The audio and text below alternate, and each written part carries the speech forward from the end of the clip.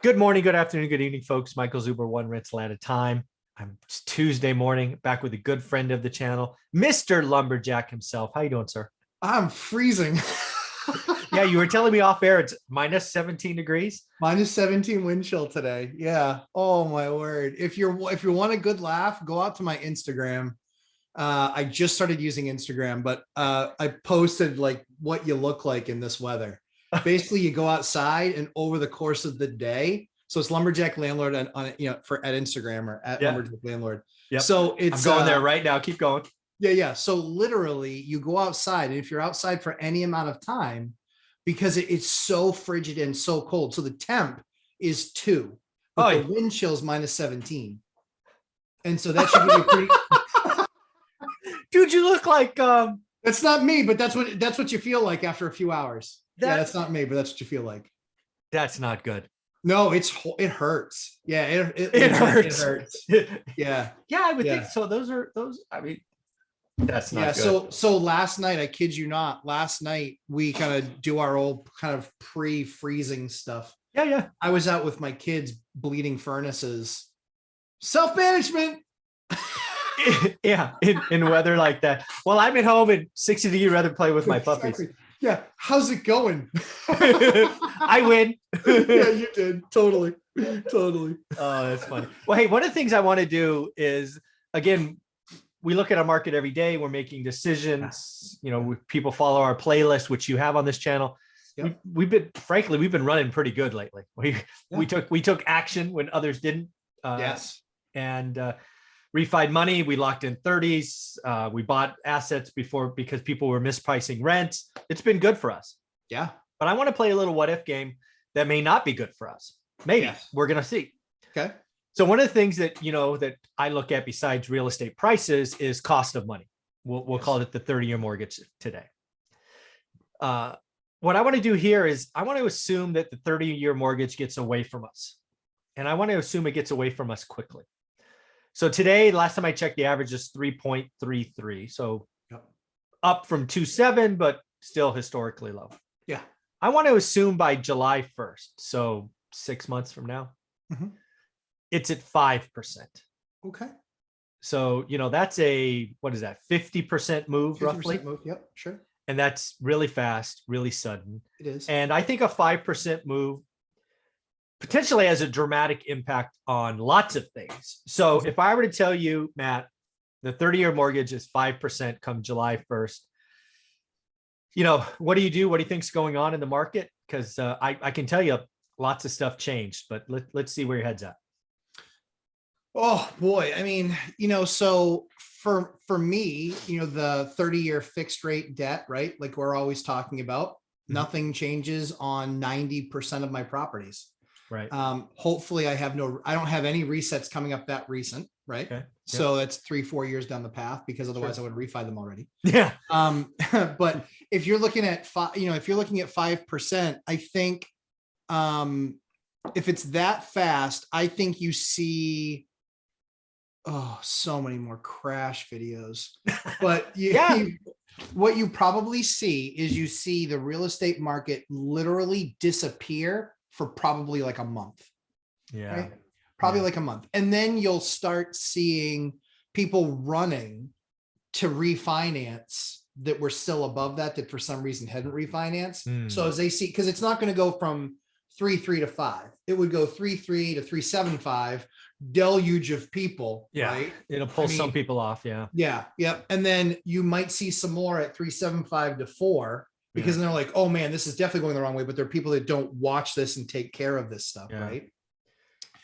And so that's I think what ends up happening is I think it literally goes to a snail's pace. And then at that point, once the system is kind of like you've gotten smacked in the face, the sting eventually goes away. Sure. I know this from speaking from experience. Yeah. But the sting kind of goes away, not from Mrs. Lumberjack, by the way. Not into that, huh? Yeah. No, you're a hockey player. You've taken punches and slaps. It's just of course. Yeah. So what ends up happening is I think it goes to a snail's pace, falls off a cliff, and then the market starts to absorb and readjust. That's what ends up happening, I think. And so I think it goes dead for a month and then it starts to tick up fast and get momentum again. That's what I think happens. Yeah. So I think it's interesting to think about, because I think if it goes to 4%, I think there's adjustments, but it's at the margins, right? And there's such a disconnect between supply and demand. You really don't see anything. I don't think you see a slowdown at 4. Yeah. But when you go to 5 and you go there relatively quickly, I think there's a couple of things you can count on. Okay. First and foremost, I think the mortgage brokers industry or headcount or whatever you call that, I think that, yeah, bye-bye. You know, I don't know what the numbers are, but let's just say there's 10,000 of them today. In a 5% interest rate environment, there's probably 4,000, right? Because a lot of them are getting fat, dumb, and happy off refi money. And that basically goes to nothing. Yeah. Second, real estate agents. Because I think the thing that crashes, and I'll use that word on purpose, is transactions. And again, we have historical examples of this. 1,000%. Yep. I think it's very likely that if it goes from 3.3 to 5% by July, transactions could fall certainly 30%. It would not shock me if they fall 50%. Yeah. But that's not value, not yet at least. That's no. I think, like I said, I think transactions, I think they disappear. At 5%, they disappear for probably 30 days. Well, the only thing that stays is cash buyers. Agreed. Because they weren't debt sensitive anyway. But then you're not, but if that correction happens, okay, right? I think even a cash buyer sits back and goes, all right, let's watch this play out just a little bit. You're probably right. Because again, if the rates go to, I just love playing this out, right? So if rates go to 5%, that means you're probably earning 2.5 at the bank. Correct. Instead of, nothing. Maybe 2. Maybe 2 probably. Yep. But you are earning something, right? Because the margin is there. Sure. So yeah, maybe the risk adjusted return, maybe they do pause. But so transactions fall. The other thing that I think happens is we have had 40 years where the housing trajectory was first time home buyer, move up buyer, luxury. 40 years where you could count on the fact that you would move, most people would move through that over the course of 30 years. Dude, I think that stops. Because again, right, you get you're a first time home buyer, you get something for 220. Let's just say it appreciates to 240, right? You made 10%, but you have a 3% mortgage. Right. And your move up is now 320. Totally agree. That's right. But now your interest rate isn't 3.3, it's 5, and it's an extra 100 grand, and you pay that extra 1.6% on the entire nut. Yep. You're not moving, dude. That payment shock. Talk about a slap. That's right. To your point, that's exactly right. People buy payments, right? Yeah. So that's what they're looking at, and they're going to go, oh my word, we are going to be here for a while. Yeah, so that's where you get the we're going to upgrade our house. We're going to add a master suite. Well, then they're looking at a house that has one more bedroom that's going to be the same price as theirs in a year. The problem is the payment is still going to be that much more. Oh, because the rates are that much higher. So totally agree. I don't know. Let's just do an interest only payment. Let's just see. So let's just pretend, because again, I never know where these conversations are going to go. But so let's assume 200 grand. Yep. Times point. Oh, let's just do 3% interest only just to see what it is. Okay. Divided by 12. Mike, so you just hit on something that I think is going to happen, which is what's scary. I think that the banks start to do interest only loans. Oh shoot. That's exactly what's going to happen. They're going to do interest only and ARMs in 40 years. That's right. That's what's going to happen. Because Mike, what does that do? That takes out the sting of the interest rate increase. Yeah.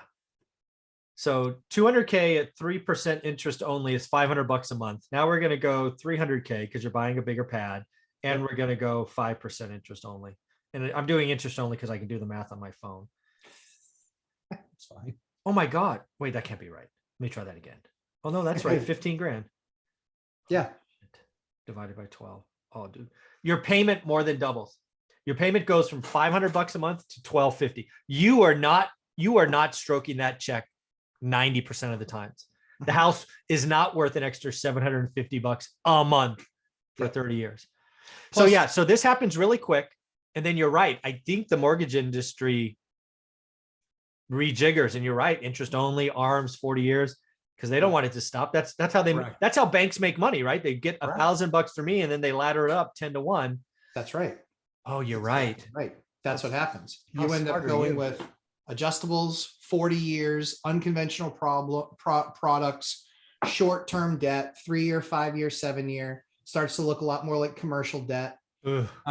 Yeah, that's what I believe is going to happen. That's why I don't think that's why these crisis videos are stupid, is Mm. because it's not going to move that fast. Even if you have a rate increase from 3.3 to 5 by July, which I've called for between 4 and 5% is going to be by July. Absolutely agree. Oh, by with July. I thought we were talking December before. You think it happens by July? Oh, I think 4 to 5% by July is where the rate's going to be, because the rates always anticipate the market. True.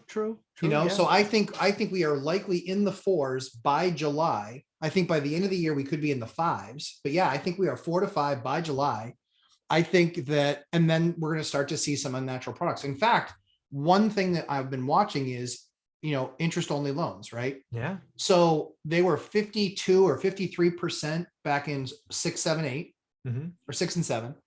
And that's what led to a large part of the crash. Sure. The other, with those 2-year teasers finally turning into real the 2 and products, 28. Yep. Exactly. The 2 and 28s. So I think what happens is it still took 2 years. Yeah, exactly. It still took 2 years before that stuff reset. So you just kick the can down the road 2 years, period, end of story. That's the fastest one. That's the first one. The first one that goes bad is the adjustable rates now, but we were down all the way down to like 1.79% of loans being interest only. Well, I don't know if they were interest only. They were Or certainly adjustable. adjustable. Yeah. So they were 1.79%, I think, like 6 or 8 months ago. Yeah. Now they're too. Now they're just under 4. So they've doubled. Yeah, that's not They've a good doubled, trend. right? You're right. That's not the trend. You're so right. So that's where I see things going. Yeah. So okay, the rates accelerate, refis die, transactions stop, banks go, holy cow, we're not making any money. Correct. How do we make more money? Because nobody wants to buy. Let's create these exotic products again. And Correct. dude, they could do like 5, 10, 15 ladders. Correct. Right. Hey, you'll have 5% for 5 years. It's 3%. Then you'll make more money by the time in 5 years. Then the rates will bump. Oh, I can see them coming. And so what will they deliver? They'll deliver the bigger house now on less of a payment than what you had at 3 points, because they're going to be at 2.5 for 2. Yeah, I don't know if it'll be lower. They've got to get between the 5 and 12. I don't think they can engineer a bigger payment. Yeah, lower than the 12.50. Right. Oh no, yeah. And so marginally higher than what you're existing, marginally lower than significantly lower than what it would be. Yeah. And that's how the can gets kicked down the roads. Like, I mean, honestly, these crisis video guys are morons. Like, look at the numbers. Stuff moves a lot slower than that. Even we knew in 06 that we had problems because of the type of debt that was being given out. In 04, 05, 06, they were doing the ninja loans. No income, no job, no assets. Right.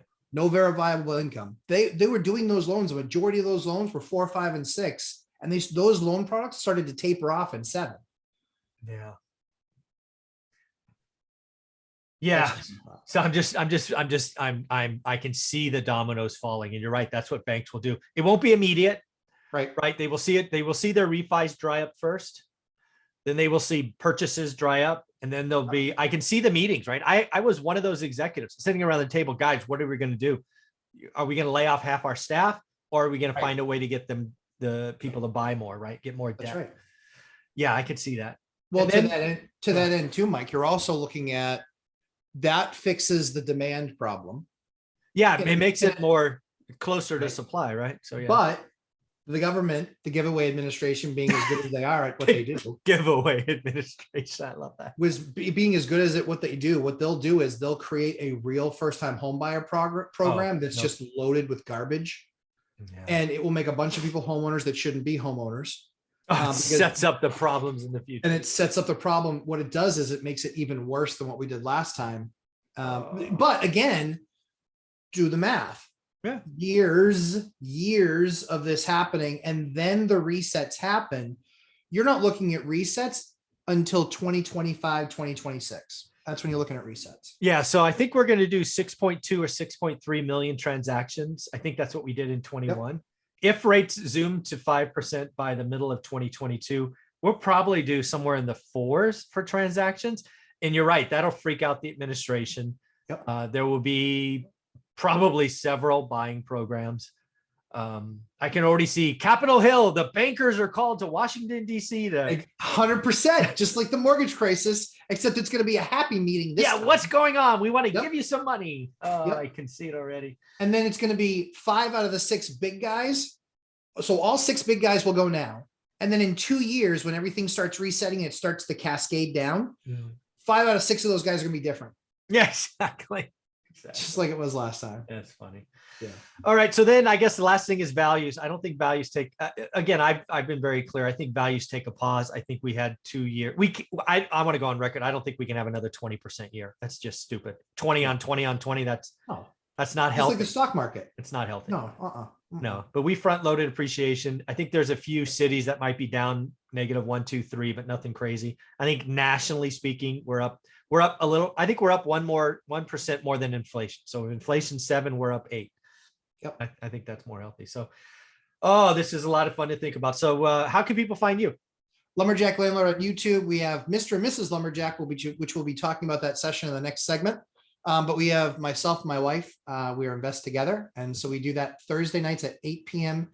Eastern time. I don't think we're doing it this week because she's down with treatment with the baby. So I don't think we're doing it this week, but this Sunday, a 3-hour live stream, 11:30 a.m. Eastern time. We go 3 hours. We just talk real estate with a bunch of other investors on the channel. Very cool, man. I appreciate you. Thanks again. Thanks, Mike. Appreciate it.